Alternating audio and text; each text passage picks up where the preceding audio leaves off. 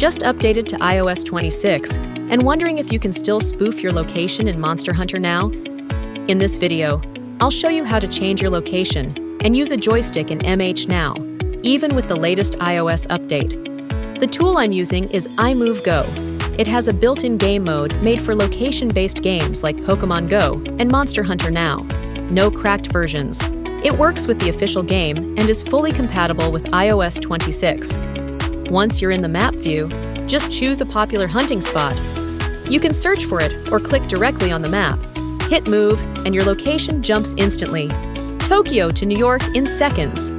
The change shows up right away in MH Now, so you can hunt anywhere in the world without leaving home. Next, let's talk about joystick mode. Turn it on, set your speed, and control your character with your mouse and keyboard. Move in full 360-degree, just like you're walking in real life. Worried about soft bands? With iMoveGo, I haven't had any issues. Item collection, monster hunts, and bonus drops all work normally. Want to make things even easier? Try Auto Walk.